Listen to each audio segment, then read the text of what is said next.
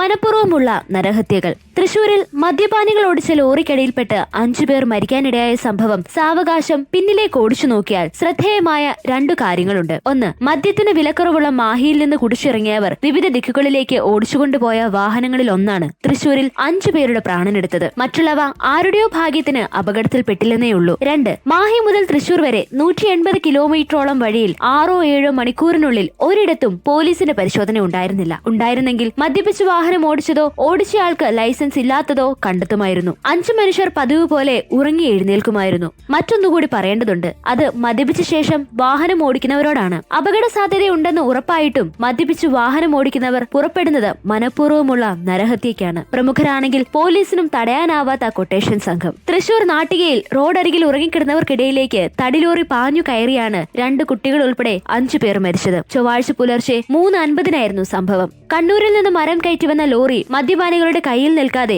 ബൈപ്പാസിലേക്ക് പാഞ്ഞു കയറുകയായിരുന്നു. ജോലി കഴിഞ്ഞ തെരുവുകളിലും കടത്തിണ്ണകളിലും കുഞ്ഞുങ്ങളുമായി ഉറങ്ങേണ്ടി വരുന്ന ദരിദ്രരുടെ ഉപകഥ കൂടിയാണിത്. തെരുവിൽ ഉറങ്ങുന്നവർ വാഹനം കയറി മരിക്കുകയും കൊല്ലപ്പെടുകയും മാനഭംഗത്തിനിരയാകുകയും ചെയ്യുന്ന നിരവധി സംഭവങ്ങൾ ലോകത്തെ 5ാമത്തെ സാമ്പത്തിക ശക്തിയായ ഇന്ത്യയിലുണ്ട്. ആക്രി സാധനങ്ങൾ ശേഖരിച്ച് വിൽപ്പന നടത്തുന്നവരാണ് തൃശൂരിൽ ദുരന്തത്തിനിരയായത്. അപകടത്തിൽപ്പെട്ട കുഞ്ഞിനെ ആശുപത്രിയിൽ കൊണ്ടുപോകാൻ അച്ഛൻ മറ്റു വീടുകളിൽ പോയി വാഹനം അഭ്യർത്ഥിക്കേണ്ടി വന്നതും കിട്ടാതെ പോയതും ദയനീയ കാഴ്ചയായി. മോഷണ സംഘങ്ങളുടെ ആക്രമണ ഭീതിയിൽ കഴിയുന്നവർ വാതിൽ തുറന്നില്ല. ഒടുവിൽ ആ പിതാവ് റോഡിന് നടുവിൽ കയറി നിന്നതോടെയാണ് വാഹനങ്ങൾ നിർത്തിയത്. എല്ലാറ്റിന്റെയും തുടക്കം മദ്യപിച്ച് വാഹനം ഓടിച്ചതിൽ നിന്നാണ്. സംഭവിച്ചത് തിരിച്ചെടുക്കാനാവില്ല, പക്ഷെ മനസ്സ് വെച്ചാൽ ആവർത്തിക്കാതിരിക്കാനാകും. സർക്കാരും പോലീസും വാഹനം ഓടിക്കുന്നവരും തീരുമാനിക്കണം. രാജ്യത്ത് നടക്കുന്ന ഓരോ അപകടത്തിനും ഓരോ കാരണമായിരിക്കും. പക്ഷെ മദ്യപിച്ച് വാഹനം ഓടിച്ചുള്ള അപകടത്തിന് ഒരേ ഒരു കാരണമേ ഉള്ളൂ: ലക്കുകെട്ടയാൾ വാഹനം ഓടിച്ചു. പോലീസ് പരിശോധന കർശനമാക്കണം. ആർക്കും ഒഴിവ് കൊടുക്കരുത്. 2019 തിരുവനന്തപുരത്ത് മദ്യപിച്ച് വാഹനം ഓടിച്ച് മാധ്യമപ്രവർത്തകൻ KM ബഷീറിനെ കൊന്ന കേസിൽ